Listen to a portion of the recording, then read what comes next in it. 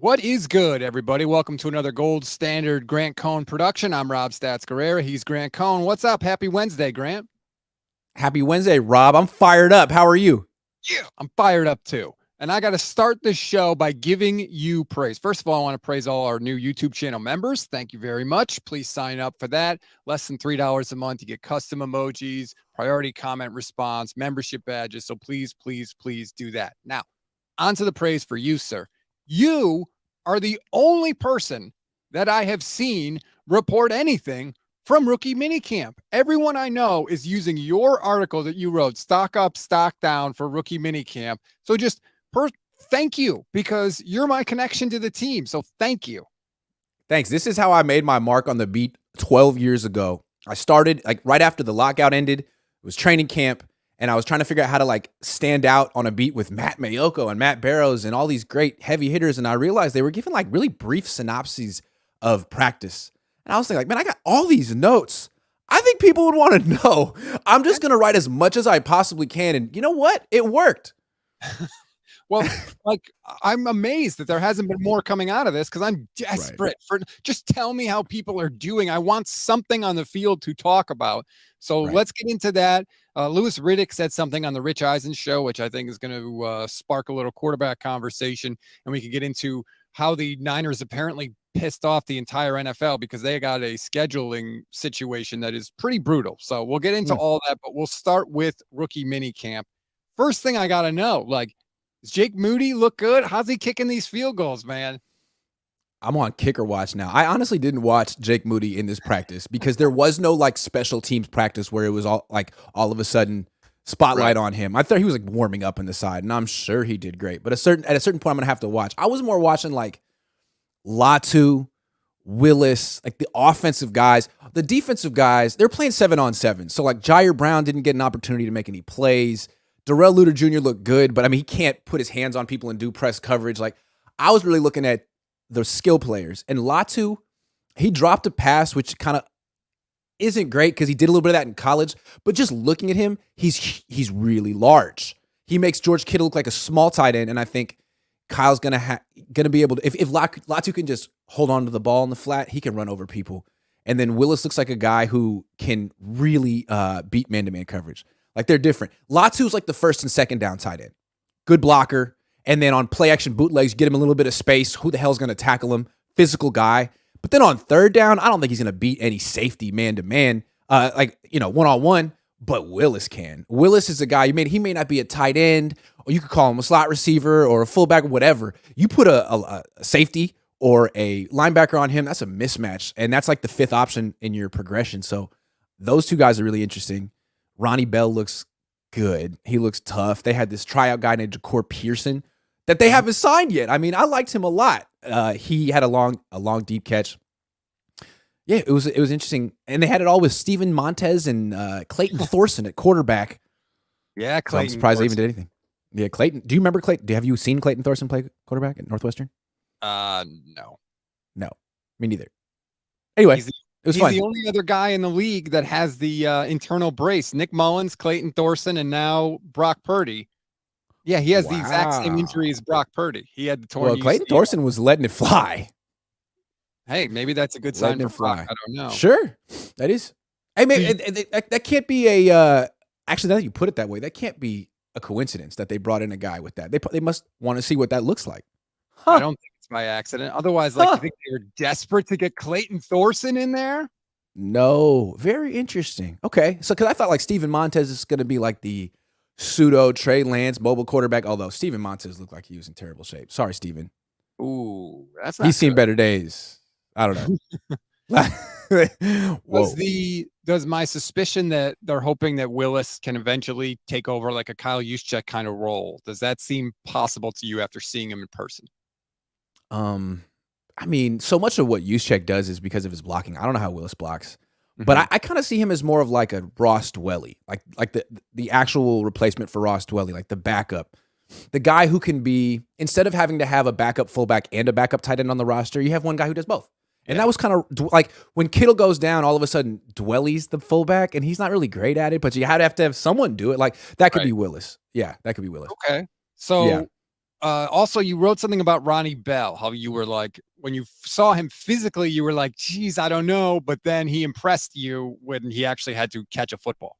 Yeah, he's looks kind of small, and he has number 10, so it's like right away, it's like, oh, Kyle Williams, like, oh, I don't know about this, and then he's running. It's like, God, pick another number. But and then he runs around. It's like he's really. I want to think Dante Pettis, but even Dante Pettis was a little bit bigger, a little bit faster, a little bit more. I mean, a second round pick. There's a difference between him and Ronnie Bell. You watch Ronnie Bell and you're like, yeah, that's a 7th round pick right there. But then all of a sudden, there was this stretch where he caught a 40-yard pass on a post where he like dove and caught it over the safety and like landed on his back. It was like, oh, like in a rookie minicamp. Like, not to pile on Dante Pettis, but he never would have done that. I mean, his whole attitude was, man, it's May. I'm not going to do that. You know what I mean? Like that was his. That's why I wrote him off in rookie minicamp. Like he went over the middle, he alligator armed a pass. Like let's kind of let it went by. And his attitude was, man, it's practice. I'm like, I don't think you can do that here, man. And Can that I was call you out though, just for once. Like, please, you can't have stop. got more mileage out of Dante Pettis. Dante Pettis drop in rookie minicamp than anybody I've ever seen. It's like the first impression that I was right about. I was like, you know what? I don't need to see anymore. This is it. Right. Like you can't do that in these practices. I've never seen anyone do that. So sorry, Dante. He's on his third. He got another contract. He's still in the league. I didn't see that coming.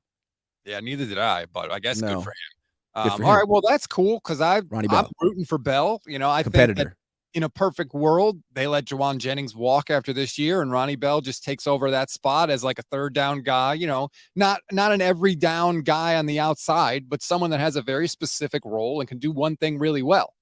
Yeah, I think he could replace some of what Jennings does, and Braden Willis could too. I look at Willis as what he can do as a receiver. I bet you when we get to training camp and they do these one-on-one drills, he's going to be really tough to stop. That's my guess. And I bet you Latu won't be really tough to stop in those drills. You know, when you get him in space and you have to tackle him, no one's going to want to do that. He's huge. So then let's flip it now. Who maybe kind of didn't impress as much as you would have hoped? Latu, I'd like to see him catch the ball, man. Like they threw him the ball over the middle and he just dropped it. Like Willis won't do that. Kittle won't do that. And if you can't catch the ball in traffic, then what is your skill set as a wide receiver? Like as a receiver, there, McLuhan was comparing you to Tony Gonzalez. Like Tony Gonzalez is one of the best route runners. Tony Gonzalez was uncoverable, unguardable. So I'd like to see a little bit more finesse from Latu. Like catch the ball, get open. Don't just tell me that you can run over people after like in a real game. Him. And then D Winters, I don't know what my expectations were. Like he's a late 6th round pick, and they were compared him to Greenlaw. Dre Greenlaw. He runs a 4.4. I guess I was thinking, man, this guy's gonna start right away. Like maybe not. Like and that's not even a bad thing. Like maybe he'll take him a year before he can really make his impact because they got this Marcelino McCrary ball that they've been molding for a little while, and he looks good too. He was even there, which I think speaks well for him. Like some 2nd and 3rd year guys were at this rookie mini camp, like Jason Poe. But then I think McCrary Ball and Niners were like, you know what? You're looking good. Why don't you hang out? We'll see you at OTA. So Winters, I guess, I looked at him as more beyond the redshirt plan. But maybe I'm wrong. Just a snap judgment of him. The Niners do that a lot. They really like to give people a year of seasoning, which I don't always agree with, but whatever. Speaking of Jason, they're good, right? I mean, if they stunk, you could play whatever. But like, everyone. It's kind of like the Warriors. Like, if you can't come on this team and play a specific role right away, whether it's on 3rd down or on special teams, like they don't have the reps for you, buddy. Sorry. Like we'll see you next year. Pretty much. Is Jason Poe going to be a thing? I'm kind of rooting for him to be a thing. It seems like it's either going to be him or Joey Fisher. One of those two guys is going to be the right guard prospect project out of nowhere. Mm-hmm. They both got reps at right guard in minicamp, and they're competing essentially with like John Feliciano and Spencer Burford. Spencer Burford's interesting because he was bad last year, but he was a rookie, and you could be like, well, I mean, they were just trying to get him on the field. Like Banks would have been bad if he played as a rookie. Like maybe that experience was good for him. Yeah, I guess we'll see what happens to him in year 2. Because the way I see with Burford is he's got long arms. He's got a good frame for the position at right guard, but he's really not strong. Really not strong. And he kind of got bullied, especially in pass protection by NFL D tackles, like backup D tackles, you know? So now you got Poe, who doesn't have the length, but he's freaking hella strong. Joey Fisher doesn't have the length, really strong. So we'll see what plays better for the 49ers. Like length and quickness or strength and quickness. I don't know. It seems like they might be going a different direction at right guard, in which case Poe has a chance and Fisher has a chance too. Fisher didn't make it through the minicamp practice though, right? He did not. And I'm going to give him the benefit of doubt on this one because he doesn't look like he's overweight. He looked like he's dehydrated. Like he was working really, really hard the last few weeks to get signed. And he didn't understand how hot it gets in Santa Clara. Like it says it's 75 degrees, but it feels way hotter than that. There's no shade and there's no breeze and there's no humidity. And you dry out quick. And I don't think he knew about that. I mean, a player died on the 49ers like 20 years ago in training camp. It's no joke. So, I mean, now he knows. Now he knows what it's like. I think he was just a little excited, probably. I wouldn't hold it against him.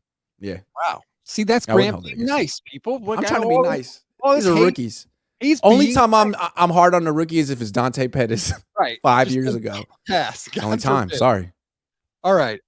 That's cool. And thank you very much for that. Because like I said, I feel like I have not been able to get rookie minicamp news from anybody else. So that is greatly appreciated.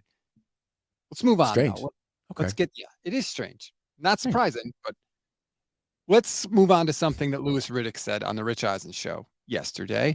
Because once again, somebody else has weighed in on the quarterback situation for the 49ers. And Louis Riddick told Rich Eisen, I'll tell you what, I had someone tell me this recently. They believe that Sam Darnold in that match with Kyle Shanahan out there, that could finally be the spot that totally makes him become the out of nowhere surprise of the year. And you and I had different takeaways. I'll let you explain yours first, and then we can get to mine. Well, my first reaction was, here's another national insider who has no connection to the 49ers speculating for attention. And I'm like, man, Louis Riddick, that's so beneath you. Like Ian Rappaport seems to do it a lot. And he doesn't even hide that he's speculating. He's just like saying, hey, I didn't hear. I'm just trying to put the tea leaves together. Like, man, you're not a tea leaf reader. You're a reporter. Pick up the phone.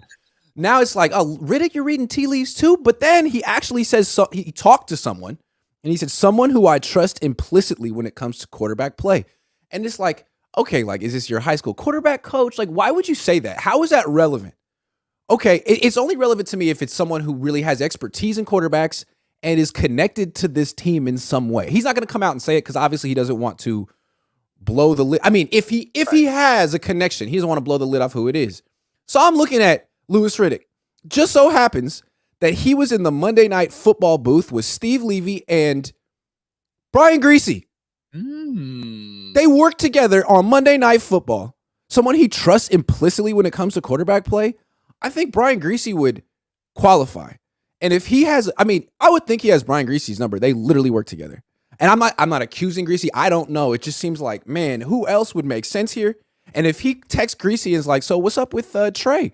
And Griese's like, man, I don't know. And I don't know about Purdy, but let me tell you something off the record. Man, I really like Sam. Like, it would explain how every single insider from Mike Florio to Ian Rappaport is like, look, man, I keep hearing about Griese. Not Griese, about Darnold. Anyway, like, I don't think Kyle Shanahan's talking to people off the record. Maybe Lynch is, but wow. Now that Riddick said this, I'm thinking, what about the quarterback coach? I can't prove it. I don't know, but that's interesting. Yeah, so that's the whole 49ers don't leak theory, by the way. This was my takeaway. First of all, like, is there one dude in San Francisco that loves Darnold and is just telling everyone, like telling Ian, telling Louis Riddick? Maybe. Or are there a bunch of people in the 49ers that like Darnold, and so they're all talking? But then the other thought I had was this. Why is there no one in San Francisco talking about Trey Lance? No one. There's no quote like this from anyone other than Kyle and John, who have a very real reason to talk him up to try and trade him. No one else is saying, hey, they really like Trey Lance. Trey Lance looks really good. There's none of that coming from anybody. Well, let's stick with Griese for a second. I'm not accusing, but it's a working hypothesis. He has this close working relationship with Louis Riddick, and he was in the media. Let's say it's Griese who is expressing these sentiments off the record. I don't know. If it is, he didn't pick Trey. He inherited Trey. Right. He helped pick Purdy. It's conceivable that he helped pick Darnold.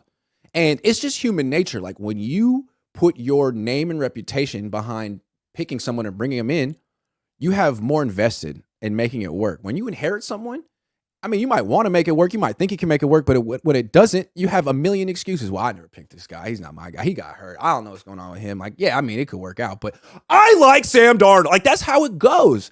Especially if you put your name on the line, like, yeah, bring him in. I could do something with him. So that would just make it make sense. Of course, people are talking up Sam Darnold because the people in the organization who are here haven't been here that long. And, Trey Lance precedes him. A lot of these guys on offense. People always like to pick their guys and get their guys every time into the team. That's an interesting idea. And plus, Trey was gone. I mean, I know he was in the facility, but he was hurt. Like, he wasn't in the trenches with them going through it last year with Greasy's first year. PJ right. Watching on YouTube says it's painful to watch national media coverage on the 49ers. Eisen said they had to pick a kicker in the 3rd round because they have a complete roster. Really? What about right tackle, defensive end, depth on the overall offensive line? Yeah, they didn't have to pick a kicker. They clearly chose to pick a kicker. There's certainly other places they could have upgraded. Well, can I ask you a question about Rich Eisen? When was the last time he criticized the 49ers about anything? Good point.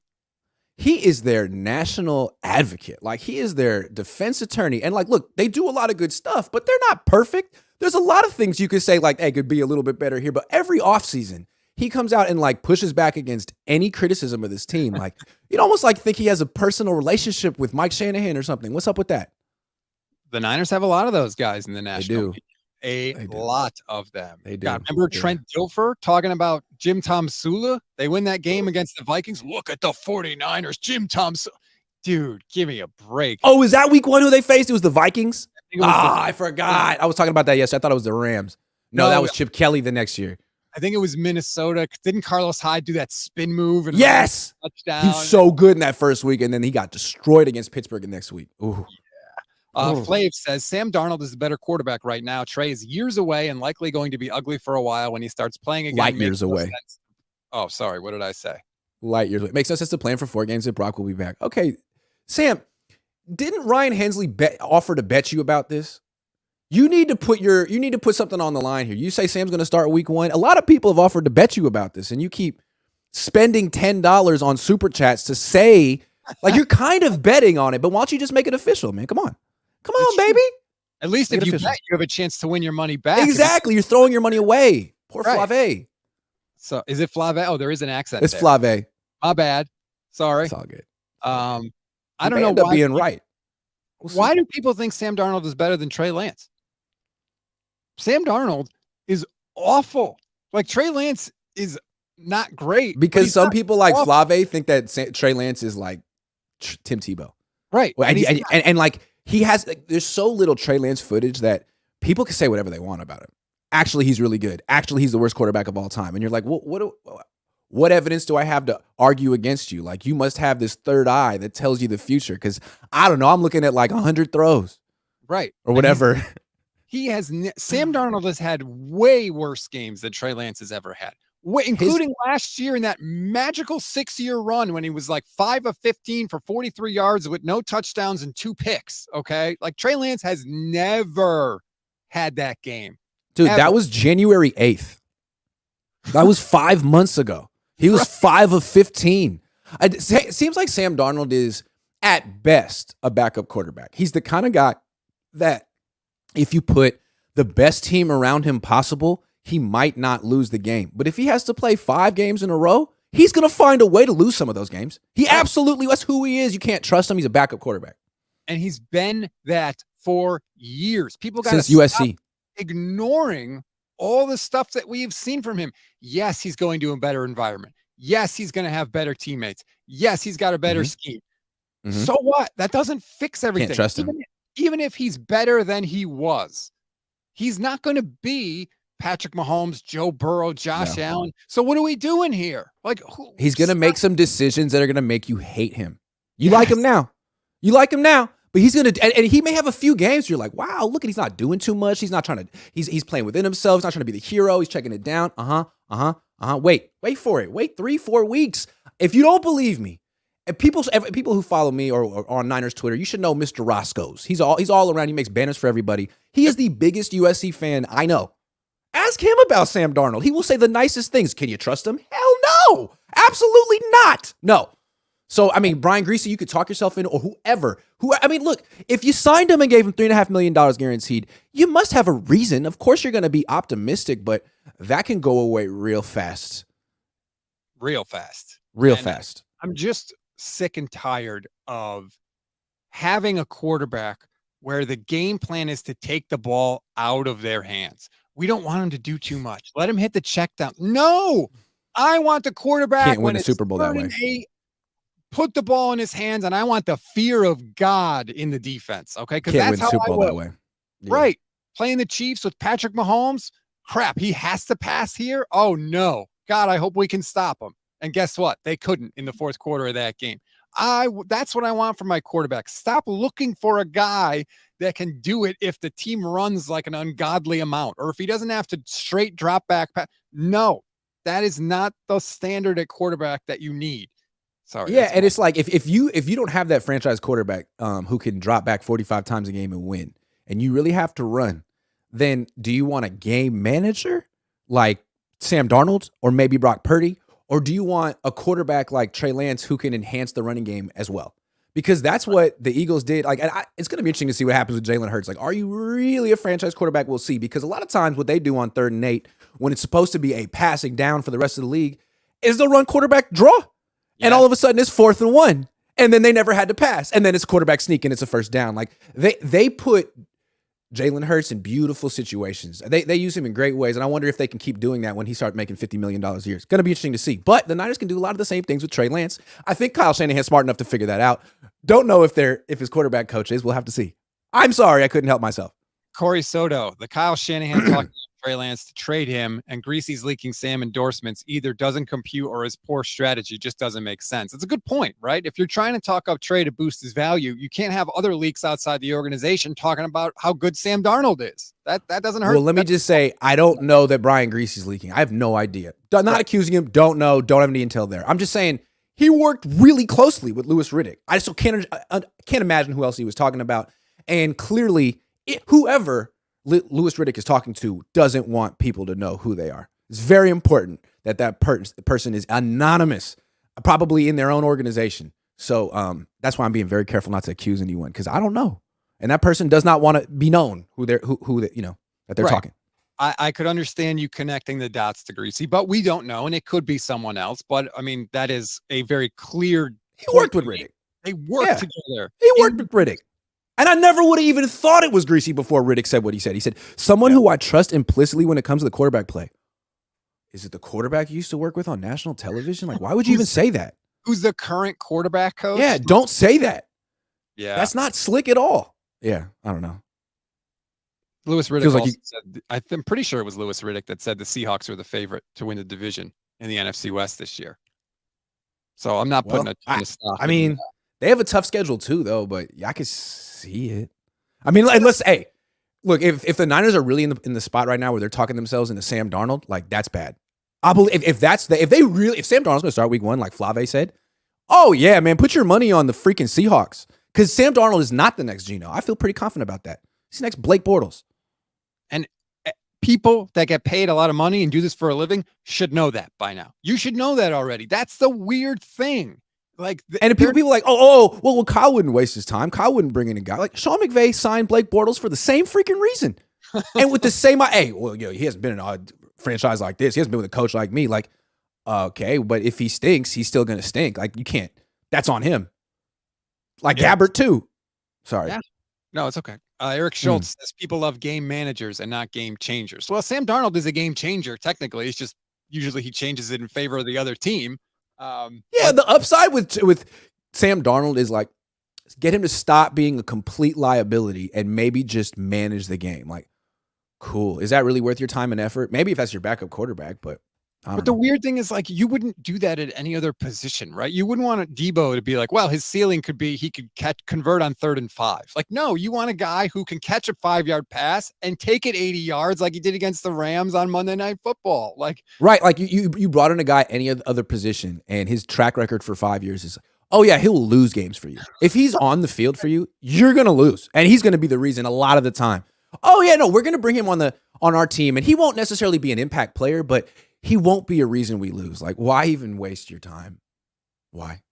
I don't get And it. that's why, like, I would have rather just draft a quarterback because that guy doesn't have 5 years of failure that he has to overcome. He doesn't have ghosts he has to stop seeing. He's got a 4-year contract that's cheap. Like, what if Sam Darnold plays well for like 2 months? Are the Niners going to extend him next year? Like, oh, they have this terrible decision. They get a franchise tag him. Like, I don't know. You And then you created don't this. have that cheap quarterback room that you've said No, is you so, don't. so important. So it's just it's a weird situation. But I just don't like how we don't have anybody saying how much the Niners like Lance other than Shanahan and Lynch. And they clearly have an incentive to do that if they want to try and move him. And that doesn't. Let me talk about that. Let me try to address that. To me, that's because there's no one left in the organization who is directly responsible for bringing in Trey except Kyle. The guy who was already talked about. Kyle. And again, like, I don't care who Louis Riddick is talking to. I'm fairly confident it's not Kyle. And until Kyle makes up his mind, that's all that matters. So, he could have a quarterback coach who has a preference. Rich Scangarello seemed to have a preference. Like, it's ultimately up to Kyle. And I think Kyle's attitude, he's trying to be transparent here, is like, look, I like all 3 quarterbacks. Let's legitimately have a quarterback competition. That's how we determine every other starter on this team. A competition. We've never done that at quarterback, and maybe that's why there's been so much drama here and camps and this faction thinks this quarterback should start. Like, let's just let it play out. So, hey, guys can have opinions on who's going to win or who they think will win. It's going to play out. And the funny thing is, let's say Sam Darnold starts week 1. He wins this quarterback competition. You get to start week 1 against Pittsburgh. That's great. So what if you lose? What if you win the competition, go to Pittsburgh, put up 7 points and lose? Do you keep the job? Like, did you really win the competition? It's going to be interesting.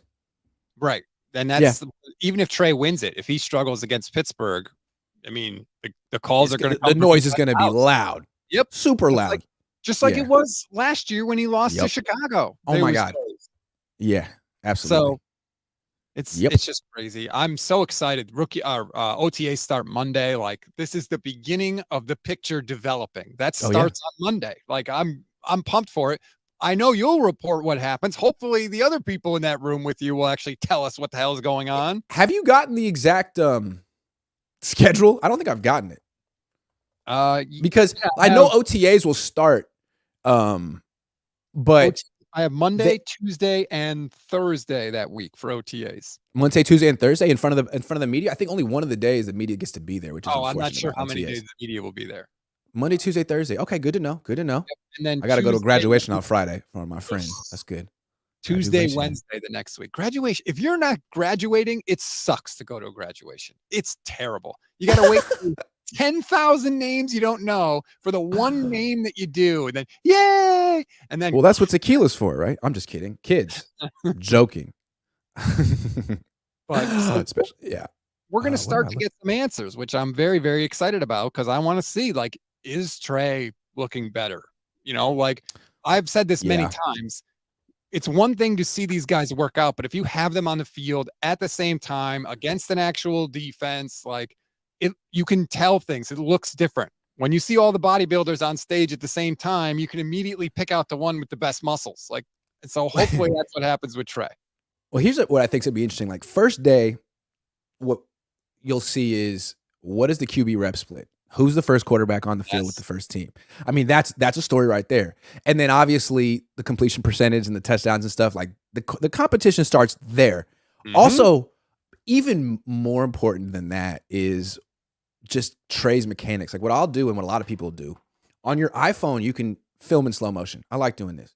Just film Trey throwing in slow motion. Say that 5 times fast.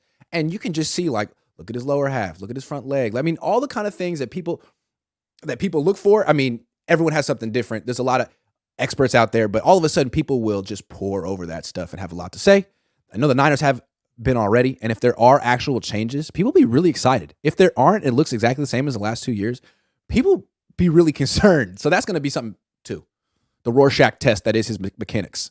Yeah, it is. And you know what? I know, like, we're not experts or whatever, but, like, I want it. Give it to me. Give it to me now. Even give me your take. Give me your take. What do you see? What do you see? Yeah. Give me the takes. Give me the video. Yeah. Like, I'm here. Hell, we spent days breaking down 2 throws that were put out by Trey Lance's people on social media. So 2.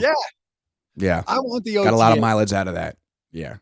I want to Yeah. see that. I want to see what happens with the running backs. Like, is Ty Davis Price ever going to be a thing? Jason Aponte earlier this week said 3 guys that have to ball out are Ty Davis Price, Danny Gray, and Ambry Thomas. Well, that starts next week for those guys. Yeah. To me, like, I was talking to the coach who I do a show with, and he was saying, like, really how you play in a football season is a reflection of how you worked out in the offseason. Like, you can't really get stronger and faster in the football season. So it's a lot about, like, the work you did. And Ambry, for whatever reason, it didn't seem like he did much work between years 1 and year 2. It seemed like he fell off, and you just can't catch up, especially when Diamador Lenoir's been working his ass off all offseason. And it shows, like, that's why he passed you, man, because of all the work he did in the offseason. So Ty Davis Price, obviously your spot is threatened. How are you going to respond to that? Are you going to come in bigger, faster, stronger than you've ever been and take someone's spot? Or are you going to be like, damn, that sucks. Like, I guess I'm not getting an opportunity here. Like, that's football. It doesn't matter what you did last year. If Jordan Mason comes in here a little chubby this year and didn't work out hard, like, he's going to get cut. We'll see what happens. But last year, Jordan Mason was ready and Ty Davis wasn't. We'll see what happens. God, I hope. Like, can you do something, Ty Davis Price? Can we not have another 3rd round pick that just does nothing? Like, just do something. Anyway, Danny Gray. I don't have much hope for Ty Davis Price. I didn't like what I saw him in college. He seemed like kind of like he had one good. You like Trey Sermon. You had like one great game. You ran for 300 yards one time, and I feel like Kyle watched it and was like, "Boo, this guy's great." Okay, watch the rest of the film. Like, nah, man, I got places to be. Lynch had a really interesting comment. He said that usually what he does when he does his draft prep is start at the top, right? Start with the best players and then get through, and you work to the bottom guys. Because the Niners didn't pick until 99, ultimately 87, he said he started at the bottom and worked his way up. So he started with the crap guys and then worked his way up to the guys that are better. Does that help them make better late round picks? I don't know. I thought it was interesting anyway. Is that why they just took a kicker and a backup tight end in the third? Yeah, we were really more focused on in round 7 this year, but I guess we got to take someone in round 3. So here we go, kicker. Danny Gray is somebody I feel like, dude, you had one catch your rookie year. One catch. Like, that's what I wanted to say. Like, these year 2 guys, I'm really curious, like, which guys have transformed their bodies? Like, which one of these guys that got shelved? Aaron Banks was one last year. Talanoa looked way different last year. You could tell this guy is going to start. Like, he's put in all the work you need. He looks like a starter. Which one of these year 2 guys all of a sudden looks like a legit NFL player? Like, is it Drake Jackson? Because Drake Jackson did not last year. He looked like the T-shirt in the pool guy. That's all. Like, the only way I could describe it. It's like, wait a second, man, you're a 2nd round pick. People say he looks yoked this year. I want to see that, because if he does, I mean, he needs to step up. What does Drake Jackson look like? He's so important this year. Because if he doesn't, like, they might have to sign Yannick Ngakoue like right before week 1 or something like that. They'll give him the whole offseason to prove himself, but he's got a lot to prove. They're really counting on him to be that other guy on the opposite side of Nick Bosa. And I think he could potentially be that, but like Kyle said, like, dude, you can't run out of gas at the end of the year. You got to be in tip-top shape now. Yeah. Now. Yeah. So we'll see with Drake. That's definitely the other thing that's interesting about these players is, like, so there's OTAs and minicamp, and then there's a 40-day off period between training camp. About it. Yep. What do you do? Like, do you work too hard? Do you get fat? Do you rest the right amount? Because after that 40 days off, like, you got about 6 months, no break. Like, it's this off season, like, the real pros know how to handle it. And I feel like the guys who get hurt in the off season either, took it off or went too hard. I mean, it's an art how to handle it in the off season. This is my conspiracy theory. I'm sure people will love it. I'm going to keep an eye on who does Brandon Ayuk go to work out with in that 40 days. Who does Brandon Ayuk fight? Sorry. Because Brandon Ayuk. He wants to get paid, right? And he knows he's got to produce if he wants to get paid. So he's got every incentive to do everything he can to get paid. So who's he go to? Does he work out with Darnold in that 40-day period? Does he work out with Trey in that 40-day period? And maybe that gives us a clue as to what direction the quarterback position is pointed in. See, to me, if I were Brandon Ayuk and I were here, I would probably say, like, hey, man, I don't freaking know. Like, how am I supposed to know? The head coach doesn't know.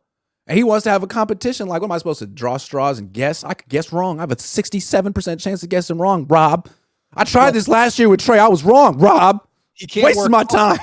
He can't work out with Brock. Okay, so that door is Hey, closed. why are we all discounting Brandon Allen? The Niners have 4 quarterbacks. Brandon Allen, okay, is the senior member of this room. Ugh. Nico watching on YouTube says, "Can Sam play like Purdy with this offensive line?" Sam is not immobile. Like he can move a little bit. He had that touchdown run. Was it against the Panthers? No, the Broncos, I think it might have been against. He had like a 60-yard touchdown run where I was like, holy hell. Like he's not Jimmy Garoppolo back there. He is more mobile than that. Now, Brock has a very unique kind of escapability that I don't think Sam Darnold has, but Sam can move more than you think. Put it this like real simple. Brock Purdy believes in Brock Purdy. And it's amazing how much he believes in himself. And I think that's why the team believes in him too. He really believes in himself. Does Sam Darnold believe in Sam Darnold? Does he? At this point, I don't know. Maybe he did when he first came into the league, but there's some scars. He never struck me as a particularly confident quarterback, even at USC. And people always made excuses for him. Oh, well, Clay Helton. Does that look like a guy who really believes in himself? Mr. I See Ghost.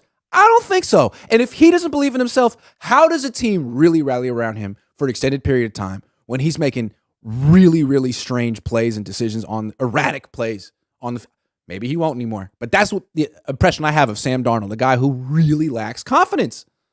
And if he doesn't believe in himself, how does he somehow keep inspiring belief in people around him? That's the weird part. He's a hard worker. But to me, what everyone says about him is like, yeah, he's a guy who's willing to be a backup quarterback in the NFL. You're describing Blaine Gabbert. Oh, like he didn't take any of the criticism to heart, and he shows up to work, and he's a good guy. Like, yeah, it's a backup quarterback. He's a backup quarterback's mentality. He's not a leader. Doesn't want the pressure. He's happy to blend in and be in the background. Yeah, backup for sure. Citybert watching on YouTube says the Shanahan system is basically the coach playing the quarterback. Who's the ideal guy in the NFL for that? John Elway, Steve Young.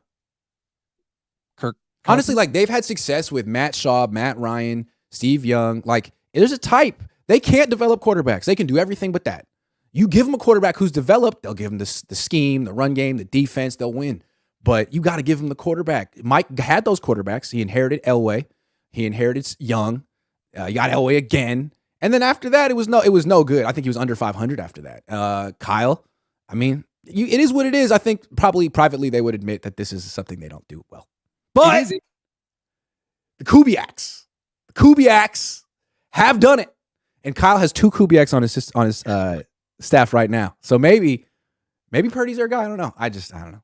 It is interesting about the quarterbacks that Kyle has had success with, though. They are all kind of yes, sir, no, sir, kind of personalities. Like Matt Ryan is a good, like a great locker room guy, but he's not like at least to my knowledge, he's not like a F you.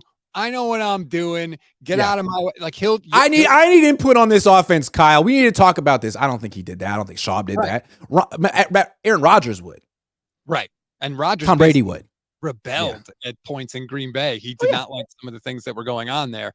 That is not what Kyle is looking for in a quarterback. And the thing with Brock is, even though Brock is supremely confident, I also think I think Brock's confidence is more of I'll do whatever you say and I'll freaking kill it. Get out of my way. But he's not like coming with his own, like, I'm doing this and you can't stop me. To me, it's a different kind of a mentality. Yeah. And I think what they saw with Brock was he was playing a little bit of hero ball at Iowa State. That team wasn't good, and he had to do too much. All of a sudden, he comes to the Niners, and it looked like almost football was easier for him because his team was so. I mean, it's a level up in competition, but his team is so much better. He can just be a game manager and get celebrated for it. And I think the Niners are like, well, okay, like Sam Darnold's in the same position. Yeah, but Sam Darnold's struggles have all come in the NFL. Like, a lot of players in the league have faced him and are confident that they can kick his butt. And I don't know that Sam's all of a sudden going to find confidence and self-belief on the 49ers. I just feel like, I don't know. People point to Alex Smith. It happened all of a sudden for him, but I don't know. Yeah, but did it really happen for Alex Smith? I mean, his best years were in Kansas City, away from he wasn't that good. He was always a very cautious quarterback. It's not like he blossomed into a franchise quarterback. He was always kind of frustrating. Errol Tolbert watching on YouTube says Debo put up a tweet giving Trey praise yesterday. I'm trying to find that tweet and I don't. I'm blocked. I'm blocked. Debo blocked. No. He blocked you? Last year. I'm looking at the Twitter feed right now, and I don't see it. So if somebody can see it and put the text in the chat, I would appreciate it because I'd like to see that because it'd be nice to see Trey get a little praise. But In Debo's defense, Debo and Ayuk are the only ones who really like take time out of their day to say things complimentary about Trey on the record. I mean, whenever Kittle tries, it always comes out as a backhanded compliment. But yeah. Debo and Ayuk kind of act like, hey, we like him. I mean, it's not our choice. He has to step up, but we still like him, which is nice. Nice to have someone say that.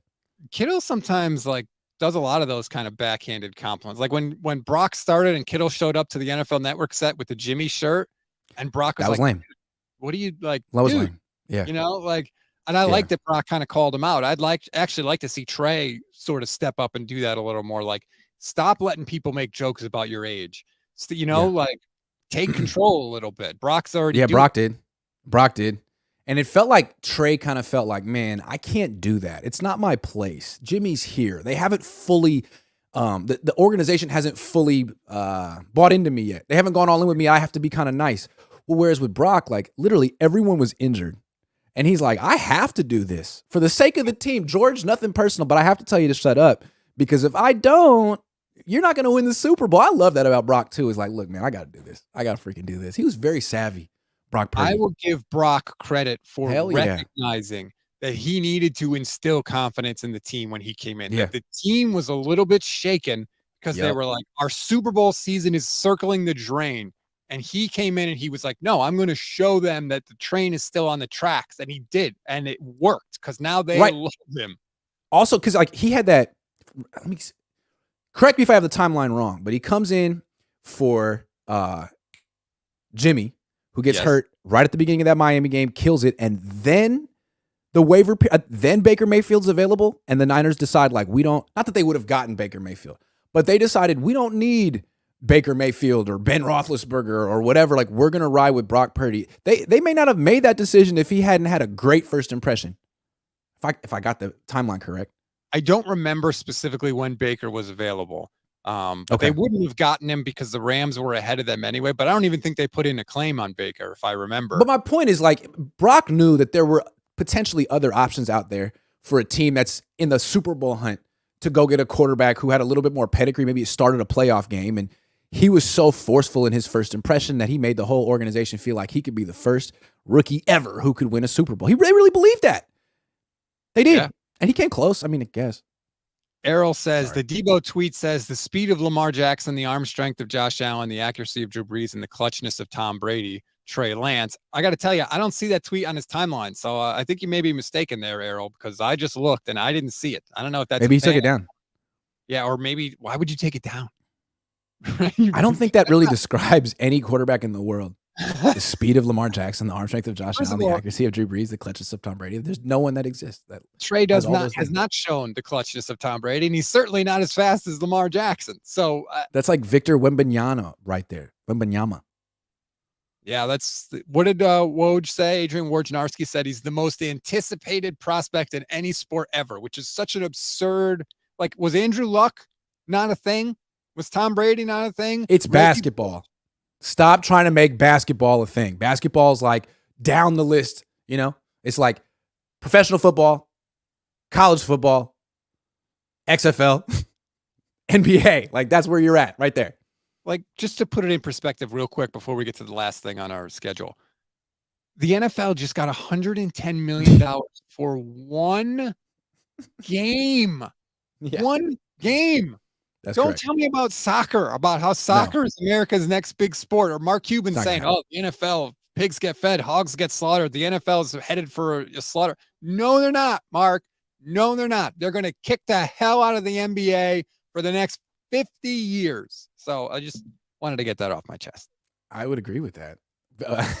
I also think it was so obviously, it felt really rigged, the lottery. Like you're telling me this French player is going to go to the Spurs where they had Tony Parker. Like, oh, okay. So the NBA really wants to make sure that this player succeeds because he could be the face of their league. And so you're sending him to an organization that's going to really take care of him because they had the track record. Like, oh, okay, that was just random, huh? Random. Right. With a coach love that has a history with David Robinson and Tim Duncan. So he knows how to maximize a big guy. Like it's just, but it's like the most friendly organization to French players and international players. Like they invented that pipeline.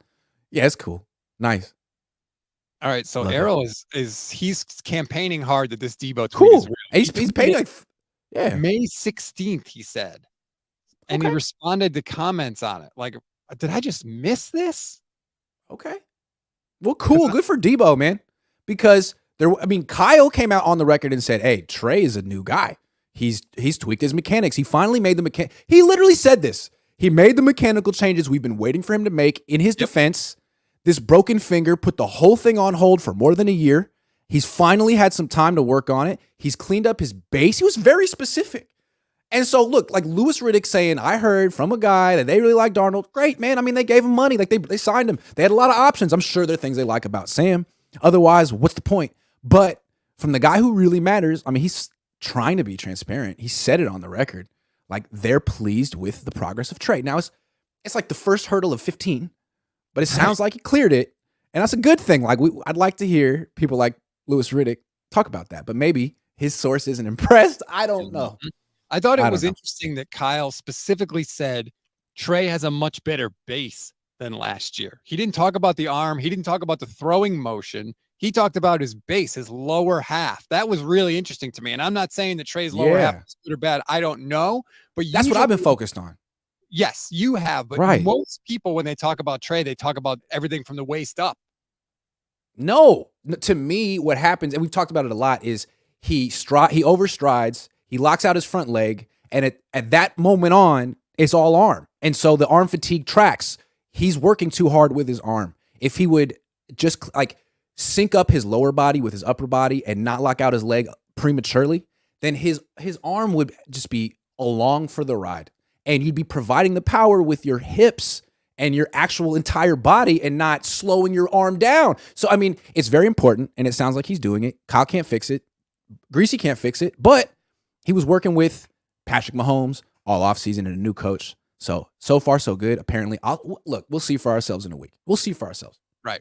Trey's got to do that Dak Prescott hip thing. I don't know what the hell that is. It's important. You don't generate power from your arm. You generate it from your hip torque. Really, because you'll blow out your arm.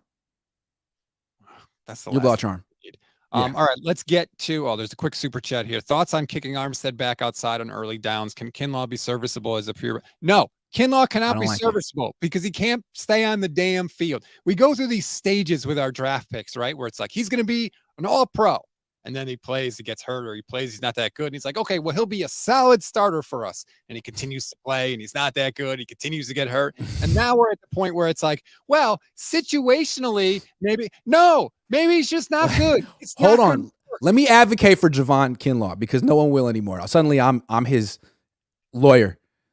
Okay, so he got replaced. He's not a starter anymore. It's a fall from grace. It's rough. But D lines work best in a rotation anyway. And Hargrave, when he was at his best in Philly, was not playing 100% of the snaps or 80 or even 70. So if Kinlaw can play 30% of the snaps in a game and give you something, great, you'll take it. At this point, you'll freaking take it. So let's see if he can do that. The issue with Kinlaw is more the injury than the physical ability. He seems to he looks like he's got the ability, but he cannot stay on the field. And his knee is not going to magically improve at this point. Like those type of chronic knee injuries do not get better over time. They get worse. Yeah, and if he's going to be like this dominant run stuffer that they thought he was going to be and like hold his ground against double teams in this wide nine, because if you think about it, the D ends are way far out. Both D tackles are susceptible to double teams from guards and, from offensive linemen at any time. If he's going to hold his ground to that the way like Buckner couldn't necessarily all the time, he's got to have really strong knees and legs. Otherwise, you saw what happened in the NFC Championship game. He was on skates. You got to have. He was on skates. You have to. So kicking Armstead back outside, I don't like it. He's not an end. He's just not, and he was great inside too. He was great. So to me, good run stuffer out there, but he's a non-pass rusher out there, and he can't contain the quarterback in the pocket. So he's almost like a net negative out there. I don't like it at all. Yep, I totally agree. All right, last thing I want to get to, and it's who the hell did the 49ers tick off at 345 Park Avenue at the NFL headquarters, because their schedule is rough. And this is something that I saw from Warren Sharp. And I want to throw this up on the screen here. If you're watching on YouTube, you can see it. The 49ers have a net rest disadvantage on the year. The Niners opponents have 20 more days of rest than the 49ers do this year. How does that happen? Can you explain that? Like, what does that mean? How does that happen? First of all, the Niners are playing 4 teams coming off of a bye week. Oh, that's them and the Rams have the most. most. I get it. So, like, in each of their matchups, who has more rest going into it? Right. Got it. That sucks. Yes, it does. And, we keep saying, like, can the 49ers stay healthy, stay healthy, stay healthy? This is part of that. The more rest you have, the healthier you can get. And it's not great. The Niners play 5 games with a rest disadvantage in 2023. Like major. So that's why it's -20, because there's like 5 games where it's like -5, -6. One of the games is -8. I believe that's the game against the Seahawks. That's awful. Like that hurts, man. Okay. But it does. It is good to know that this -20 is kind of like we're talking about 3 or 4 games here, 4 or 5 games, with a big disadvantage. The rest of the 12 games or so are fairly standard. Right. So, like, for example, the Bengals game in week 8, right? Cincinnati has a plus 8 days of rest. That's the day, because the Niners play on Monday night in Minnesota in week 7. So they're coming a short week road game, and the Bengals are coming off a bye week. So, like, that game is going to be tough enough as it is. But then the Bengals could come out early if they wanted to. They could do whatever the hell they want. They'll be fresh for that game. Right. And so that is a legitimate thing that is going to have to be overcome, in addition to traveling the second most miles in the entire league, more miles than it takes to circle the globe at the equator. So that's a factor. And I know you said who they piss off at the league office. I don't know, man. I feel like last year they had a real favorable schedule. I did all the traveling they did. I mean, after Atlanta, the only road trip they really had was Mexico City. But again, they spent a week in Denver preparing for it. So it was a home game for them. Like, I don't know. It feels like this is just life. It comes back around. Sorry, but this is a tough one. Damn. Ken Ortega says, man, schedule and who we play has nothing to do with our same guys getting hurt every single season. Jesus. Oh no, our traveling is so true. Blah, blah, I gotta give I gotta give him that. Like, the Niners, this is a problem, but it is not their number one problem. Their number one problem is quarterback staying healthy, and offensive line is 2, and this is like somewhere 3 or 4. I'm with K-Dot. Fair enough. Love you, Ken. Don't talk to me like if this goes wrong this year, like, oh, we got screwed in our schedule. Like, no, that's not what happened. You had an issue. Yeah. You ignored it. I think it's both, right? When you're relying on guys that consistently get hurt, this doesn't help. Right. This is not improving things. That's true. And they brag about their quarterback room like they wouldn't trade it right now for Lamar Jackson or Aaron Rodgers. Like, none of those teams would trade places with you. I'm sorry. Exactly. How many other teams are looking at the 49ers? None. God, if we just had their quarterback. Of all the rooms, if I told the team you could take the 49ers room, any of them you want, are any of them taking the quarterback room? No. Not even the Rams. The linebackers, the D-line, whoever. Yes. No one's taking the friggin' quarterback room. Nobody. Nope. So they can talk up Sam Darnold as much as they want. No, everyone's like, okay, let's see. Start him. Calling your bluff. We got a couple more super chats here to get in before we go. Ryan and Jennifer Wood, just wanted to show some love since I haven't in a while. If we can stay healthy down the stretch, we're going to be hard to beat. I'm excited. # Trey Area. That's always the question with the 49ers. Yeah. Can they stay healthy? Thank you very much. I'm just thinking, in Pittsburgh, don't you think quietly, privately, they're like really hoping Sam Darnold starts week 1? The Steelers. Yeah, and once they get, oh my God, they're like, that's not going to actually happen, right? Like, we're not just going to get to win week 1 because Darnold's out there, right? We might. Hey. Right. They're starting Kenny Pickett, who Michelle Majuk, my Friday co-host, likes to call little tiny baby hands. Kenny Pickett.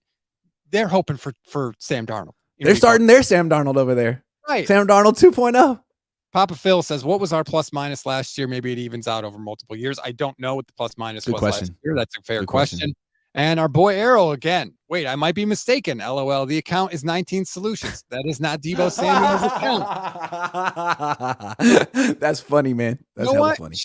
Credit to you, man. You spent like $30 talking about Errol. God love you, man. Shout out. That would have been news. If honestly, that's what I'm saying. Like, if Deebo did that, we would have had like 1,800 think pieces, 500 streams. It would have been a big deal. Yep. Sorry, Errol. But you know what? He admitted it. I give him credit for that too. He admitted he was wrong. No, he was on the pursuit of truth the entire time. You got to believe this is a journalist right here, Errol. Love you. That's Yeah. why it's never good to be on Twitter while at work. Well, you do appreciate you watching the stream while you're at work, though. So thank you for that. Thanks to everybody Absolutely. in the chat that jumped in. We really, really appreciate it. Make sure you like and subscribe to the Gold Standard Podcast YouTube channel and Grant Cohn's YouTube channel if you are not already subscribed. Thank you, Grant. I hope you have a fantastic rest of your day. What are you doing today?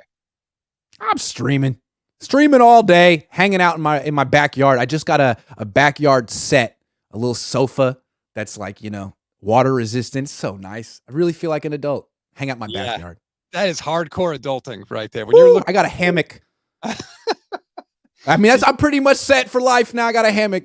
It's over. Comfortable chair, good weather. That's pretty much all you're looking for when you get old. That's right, baby.